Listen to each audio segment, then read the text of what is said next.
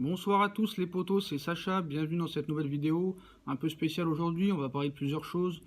Premièrement du Ballon d'Or qui a été donné à Luka Modric hier, on va en parler, est-ce une honte, pas une honte, est-ce logique, pas logique, est-ce que quelqu'un d'autre aurait mérité plus que lui de l'avoir?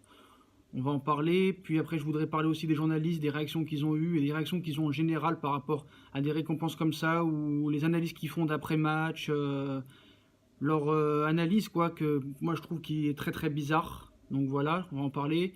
Puis aussi parler des objectivités des supporters, que ce soit les supporters du PSG, de Lyon, de Marseille, bref, on va en parler, on va en discuter.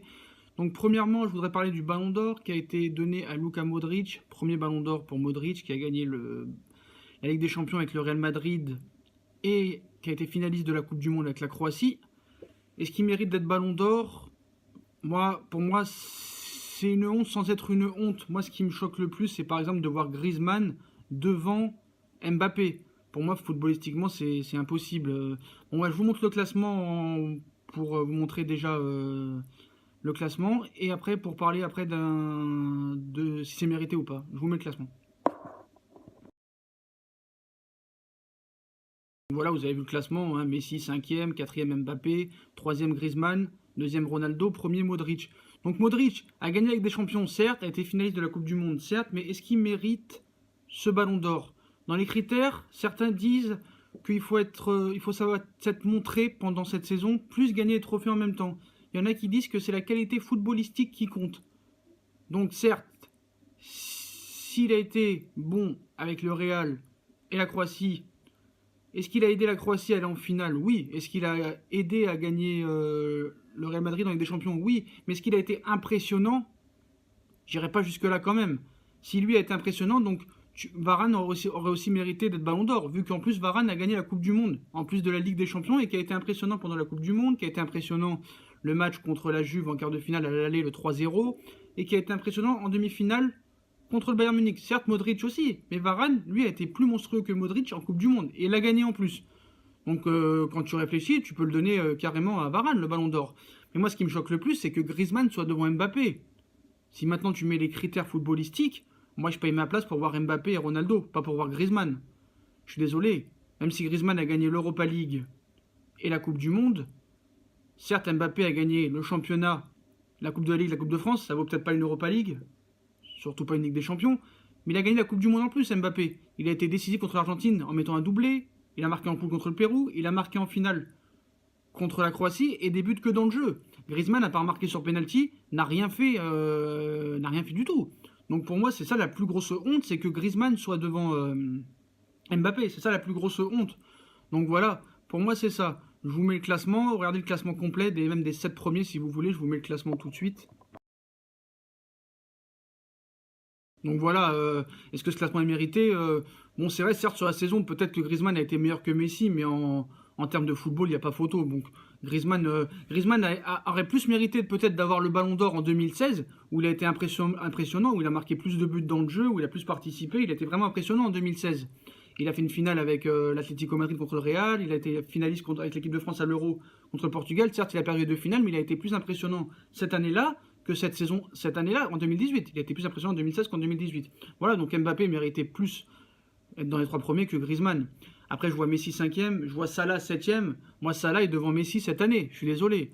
Si Salah était brésilien, voilà. Même Sané, Madio Sané qui est 23e, je crois, mérite. Et Benzema est devant Sadio Mané, ce n'est pas normal. Sadio Mané a mis 10 buts en Ligue des Champions, a fait une saison impressionnante avec Liverpool, donc le classement est pas logique. On sait que c'est les journalistes qui votent, 180 pays. Avant, c'était les footballeurs qui votaient, donc ils votaient pour leurs copains, donc on ne pouvait pas se faire une idée, mais là, c'est les journalistes qui votent. Donc, est-ce que ces journalistes, c'est là pour en venir maintenant aux journalistes? Et je voudrais vous montrer un extrait d'une émission, je vous la montre.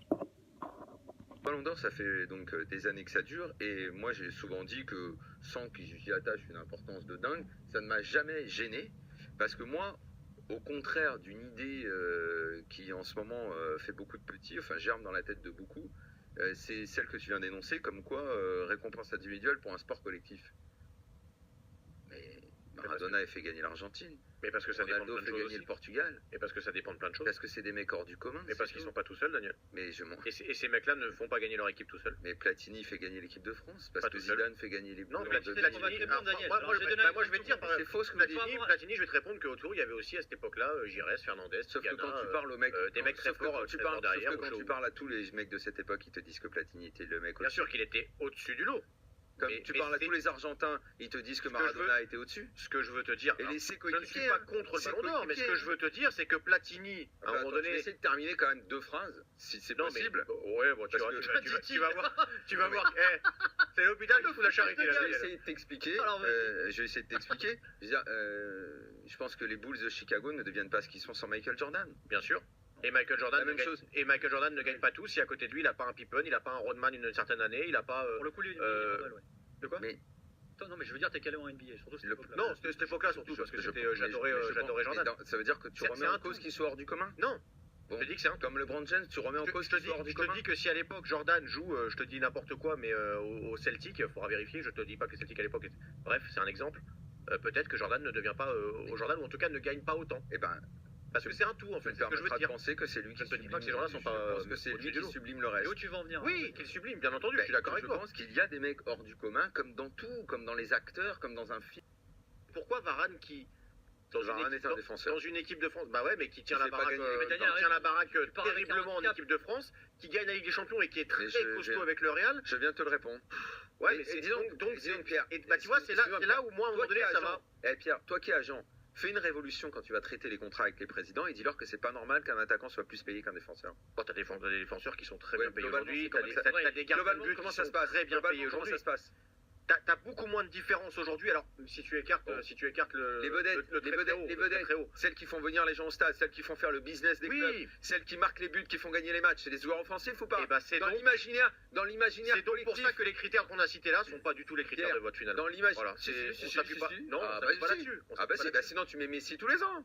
Bah, Tu non. mets Ronaldo. Non, mais disons C'est- ça. Mais c'est ce qui s'est passé pendant 10 ans. Bah, parce que les mecs Et ben non seulement cette année, faisaient gagner pourquoi t'as l'équipe, pas un Varane alors même dans les 3 premiers parce déjà? que tu iras faire ta révolution quand tu feras les contrats. Non, Mais les gens c'est qui pas ça que je font- te dis. Mais Pierre, les gens pardon, qui mais moi, font- si je prends Donc les ces gens-là n'ont pas voté Non, sur mais ces dans Pierre, critères-là, d'accord. l'imaginaire collectif, si tu fais des sondages dans le monde entier, tu Et on dis est vos bien joueurs d'accord que c'est préférés, Ronaldo, Messi, ce sera des Neymar et je attaquants, sais pas qui. Bien sûr, Pelé, je le sais, Maradona, je le sais. Platini, Cruyff, ça va être des joueurs offensifs, mais c'est normal, on découvre pas le foot aujourd'hui, Mais bordel.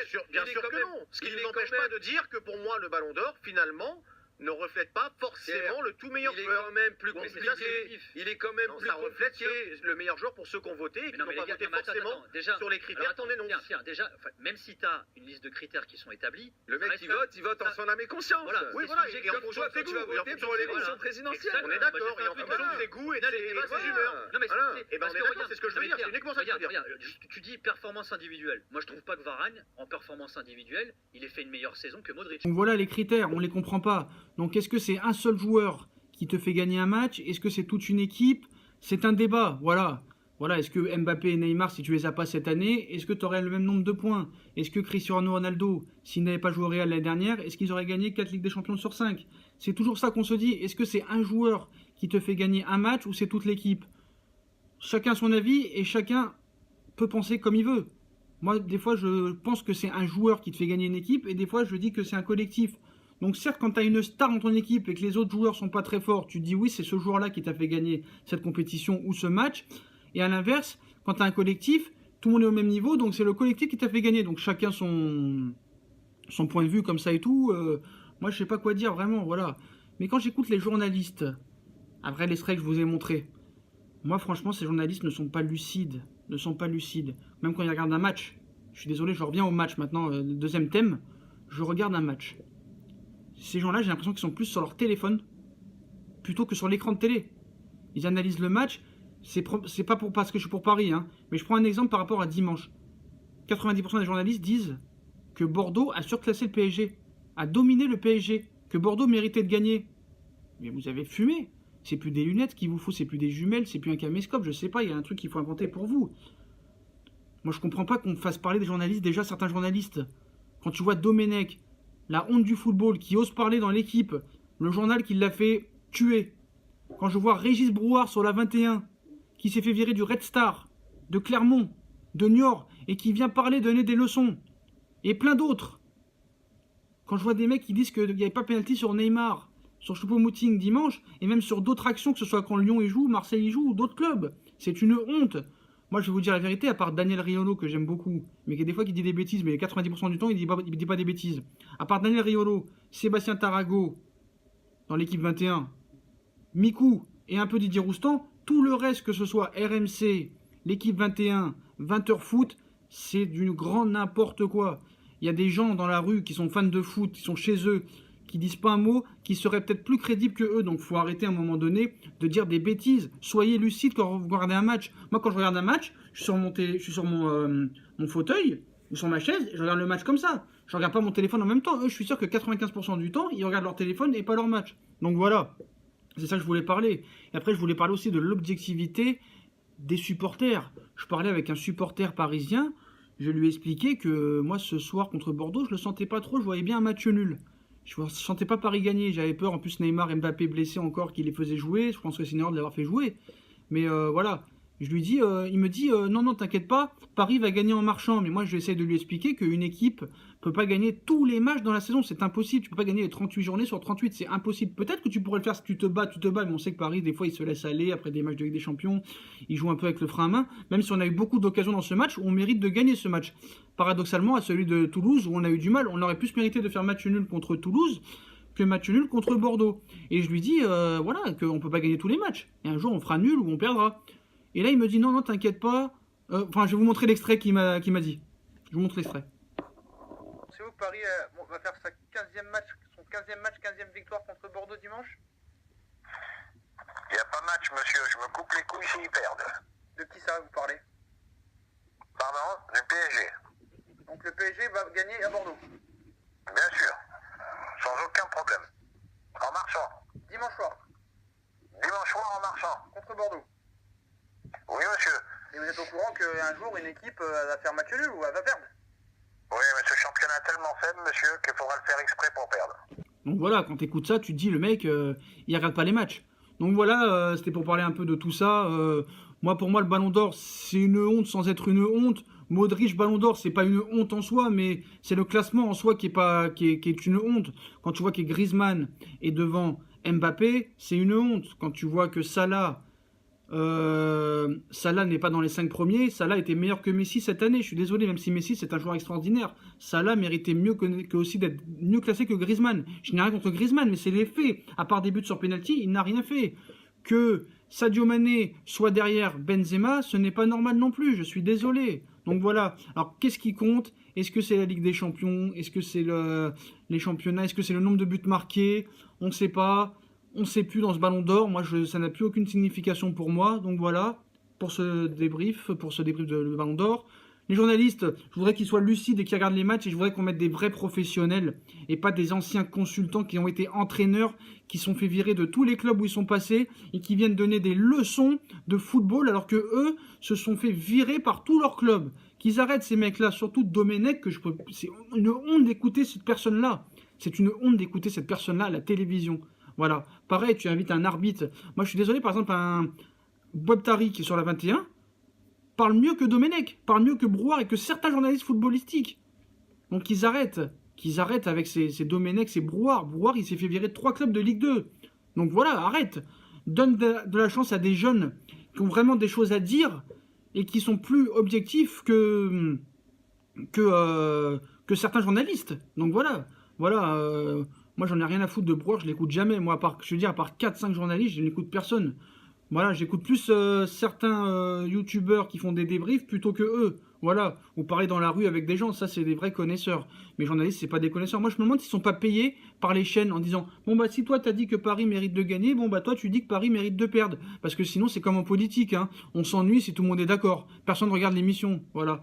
Puis pareil, soyez lucide dans vos objectivités. Arrêtez de dire que l'autre il connaît rien au foot, qu'il connaît rien au foot. Je suis désolé. Quand un joueur est mauvais, il a été mauvais. Si tu regardes toi un match et que l'autre regarde le match, par exemple sur Areola, l'autre il te dit « Oh tu comprends rien, Areola il peut rien faire sur les 2 buts ». Si, il est fautif sur le but. Voilà, Areola était mauvais contre Bordeaux dimanche. C'est la lucidité. Si tu as regardé le match, tu dois voir comme moi. Voilà, si tu as regardé les matchs. C'est sûr que si tu es sur ton téléphone 90% du temps du match, tu peux pas dire que le mec a fait un mauvais match ou un bon match. Bon voilà les potos, c'était cette petite vidéo comme ça. On se retrouve demain pour l'après-match de Strasbourg-PSG. On espère qu'on va retrouver la victoire parce qu'on aime bien gagner tous les matchs, c'est sûr, quand on est supporter. Donc voilà, puis c'était une petite vidéo comme ça pour remettre des choses à leur contexte. Et puis on a beau être pro-parisien, mais être objectif quand même. Vous voyez, le supporter que je vous ai fait écouter là, il n'y aura pas les matchs, c'est pas possible parce que tu ne peux pas dire que tu vas gagner tous les matchs, personne ne le fait. Le Barça ne le fait pas, le Bayern ne le fait pas. Même dans les petits championnats, personne ne gagne tous ces matchs. Hein. Championnat de Norvège, Écosse, tout ça. Au moins, ils font tous au moins un nul ou un moment ou une défaite, c'est obligatoire. Hein. C'est très dur de gagner tous les matchs, je l'ai dit en championnat, personne n'a réussi à le faire. À part Benfica qui a commencé avec 24 victoires en 24 matchs il y a 20 ans. Voilà les potos, bah, si on a aimé les vidéos, si vous avez aimé la vidéo, on fait comme d'habitude. Hein. On partage, on commente, on like, on s'abonne. Puis les potos, on se retrouve demain soir pour l'après-match Strasbourg-PSG. Je vous laisse les potos, bonne soirée.